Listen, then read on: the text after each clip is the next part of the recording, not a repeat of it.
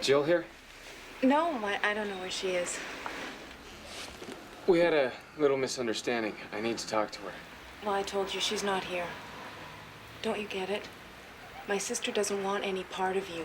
Trying to tell a story about obsession and to get it emotionally right, as opposed to just intellectually right, I think requires everybody involved, especially the director in whose hands the play finally lies, everybody involved needs to have experienced obsession. Jill, wait!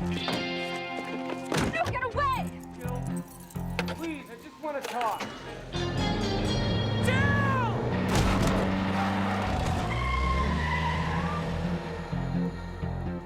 Who needs to understand this pull, this urge, this demon that you have in you that you can't control. Sweetheart, I'm glad you came by. I went by the church this morning and I talked to Pastor Reeves. We're all set for Sunday. Get away from me.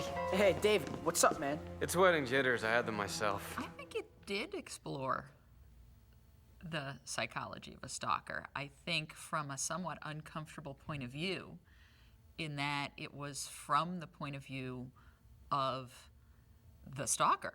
Don't. You're not listening to me, David. David, let's take it easy. He was not our hero, but he was our guest star whose story we heard. And so it was somewhat of a frightening look into his psyche and the reasons that he became obsessed with this woman. You can't force her to marry you. You don't know that. She's not your wife. She's not yours either, David. From his point of view, his behavior made sense, even though we as observers could tell that he was very scary. I don't think it's completely unrealistic. Those men, those obsessive men are out there, and how much scarier is it that he's going to be out there forever? He's never going to stop. Never. He's going to keep following me. You know this. There's only one thing that can stop him, and you know it. It's such a hard decision on Jill's part, the girlfriend, to actually go to someone and beg them to kill the boyfriend. But she's right, restraining orders don't work. Guess that was about a year ago now. She practically had to drag me out of that workshop. In Obsession, the character of David was actually modeled on a real craftsman named Sam Malouf, who is a woodworker whose rocking chairs are so prized that the waiting list is longer than Sam Malouf's life is likely to be. So what do you think? Well, you always were a master craftsman. It's great. We got a little workshop upstate, special orders only. You know, there's a 6-month waiting list for those rockers. I had read an article about him, and I loved the idea of this craftsman, someone who, in the case of an immortal, could have centuries to hone his skills.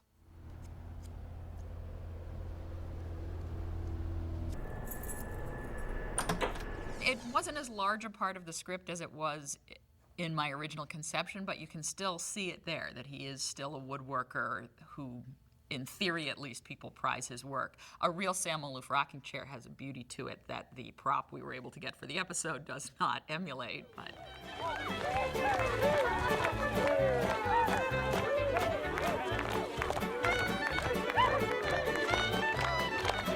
I'm not sure this is one of our more successful flashbacks. I'm not sure I really buy Duncan's behavior in the flashback. It was designed to be a parallel to David's behavior in the present. Have I told you how happy you make me? In the past 2 months, about a half a dozen times, but I don't remember. You better tell me. I'm serious. I think the fact that there's 2 extra minutes of square dancing, and maybe that's part of the problem as well. You know, the editorial people would know better than I, but there didn't seem to be much to cut away. You know, there's a lot of extra fluff in there that in better episodes, things are tightened, things are better paced. Come with me. I left the newspaper. We can be together. It's over. No, it's not. You heard her. Now go. I think Duncan had been too well established at that point, And it's hard to believe he really was that far off his rocker in that flashback.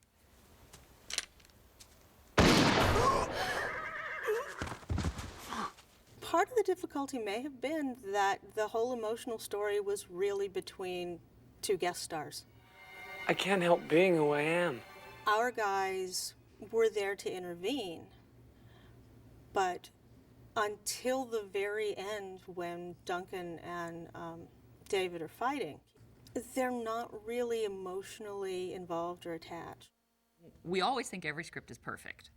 And then when the dailies come back and the final edit of the show comes back, if it doesn't live up to how good we thought it was going to be, it's always a question of, was there something off in the guest casting? Did the director not get where we were trying to go with it? Or maybe it wasn't as good a script as we thought. That happens sometimes. I got you!